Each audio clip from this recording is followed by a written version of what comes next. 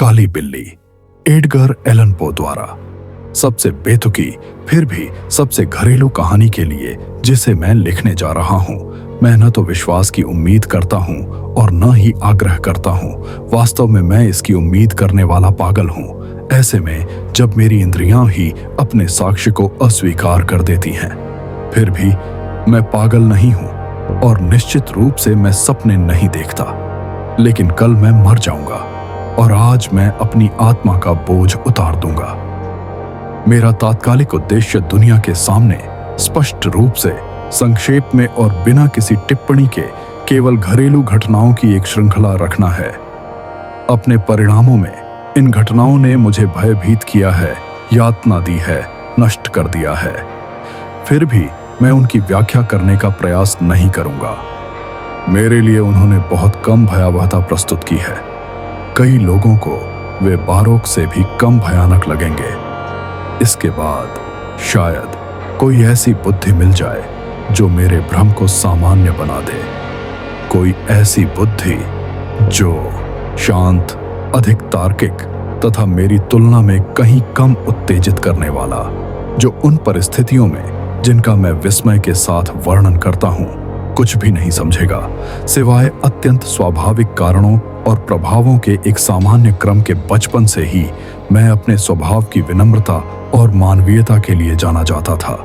मेरे हृदय की कोमलता इतनी स्पष्ट थी कि मैं अपने साथियों के लिए भी मजाक का पात्र बन जाता था। मुझे जानवरों से विशेष लगाव था और मेरे माता पिता ने मुझे तरह तरह के पालतू जानवर पाल रखे थे। मैं अपना अधिकांश समय इन्हीं के साथ बिताता था और उन्हें खाना खिलाते और दुलारते समय मुझे कभी इतनी खुशी नहीं होती थी। मेरे चरित्र की यह विशिष्टता मेरे विकास के साथ साथ बढ़ती गई और वयस्क होने पर मुझे इससे आनंद का एक प्रमुख स्रोत प्राप्त हुआ। जिन लोगों ने एक वफादार और बुद्धिमान कुत्ते के प्रति स्नेह संजोया है, उन्हें इस प्रकार प्राप्त होने वाली संतुष्टि की प्रकृति या तीव्रता को समझाने की मुझे जहमत उठाने की जरूरत नहीं है।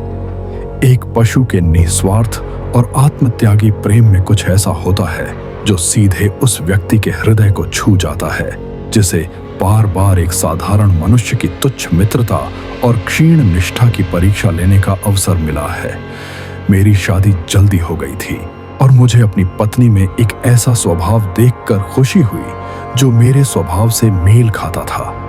घरेलू पालतू जानवरों के प्रति मेरे पक्षपात को देखते हुए उसने भी सबसे अच्छे पालतू जानवर लाने का कोई मौका नहीं गंवाया। हमारे पास पक्षी, सुनहरी मछलियां, एक बढ़िया कुत्त खरगोश, एक छोटा बंदर और एक बिल्ली थी। यह बिल्ली एक असाधारण रूप से विशाल और सुंदर जानवर थी, पूरी तरह से काली और आश्चर्यजनक रूप से बुद्धिमान। उसकी बुद्धिमत्ता के बारे में बात करते हुए मेरी पत्नी, जो मन ही मन अंधविश्वास में डूबी हुई थी, अक्सर उस प्राचीन प्रचलित धारणा का जिक्र करती थी जिसमें सभी काली बिल्लियों को छद्म चुड़ैल माना जाता था। ऐसा नहीं है कि वह इस बात पर कभी गंभीर रही हों, और मैं इस बात का जिक्र सिर्फ इसलिए कर रहा हूं क्योंकि यह घटना अभी याद रखने लायक है। प्लूटो, यह बिल्ली का नाम था, मेरा सबसे प्रिय पालतू और खेलने वाला साथी था। मैं अकेले ही उसे खाना खिलाता था और मैं घर में जहां भी जाता वह मेरे साथ रहता था। बड़ी मुश्किल से मैं उसे गलियों में अपने पीछे आने से रोक पाता था। हमारी दोस्ती इसी तरह कई सालों तक चली, जिस दौरान मेरे स्वभाव और चरित्र में शैतान असंयम की ताकत के जरिए यह स्वीकार करते हुए मुझे शर्म आती है, एक आमूलचूल परिवर्तन आया, और वह भी बदतर। मैं दिन ब दिन ज्यादा चिड़चिड़ा और दूसरों की भावनाओं की ज्यादा परवाह करने वाला होता गया। मैंने अपनी पत्नी के साथ असंयमित भाषा का इस्तेमाल करना सहन किया। आखिरकार मैंने उसे व्यक्तिगत हिंसा का भी सामना करना पड़ा। बेशक मेरे पालतू जानवरों को भी मेरे स्वभाव में आए बदलाव का एहसास हुआ। मैंने न सिर्फ उनकी उपेक्षा की बल्कि उनके साथ बुरा व्यवहार भी किया। हालांकि प्लूटो के लिए मेरे मन में अभी भी इतना सम्मान था कि मैं उसके साथ बुरा व्यवहार करने से खुद को रोक पाता, जैसे मैंने खरगोशों के साथ बुरा व्यवहार करने में जरा भी संकोच नहीं किया, जो कि राक्षस थे। चाबी या कुत्ता भी जब संयोग से या स्नेहवश मेरे रास्ते में आ जाते थे, लेकिन मेरी बीमारी मुझ पर बढ़ती गई, क्योंकि शराब जैसी बीमारी क्या होती है। और अंततः प्लूटो भी, जो अब बूढ़ा हो रहा था और फलस्वरूप कुछ चिड़चिड़ा भी हो गया था, यहाँ तक कि प्लूटो को भी मेरे गुस्से का असर महसूस होने लगा। एक रात शहर के किसी ठिकाने से नशे में धुत होकर घर लौटते हुए मुझे लगा कि बिल्ली मुझसे दूर भाग रही है। मैंने उसे पकड़ लिया। जब मेरी हिंसा से डरकर उसने अपने दांतों से मेरे हाथ पर हल्का सा घाव कर दिया। एक राक्षस का क्रोध मुझ पर तुरंत हावी हो गया। मैं अब खुद को नहीं पहचान पा रहा था।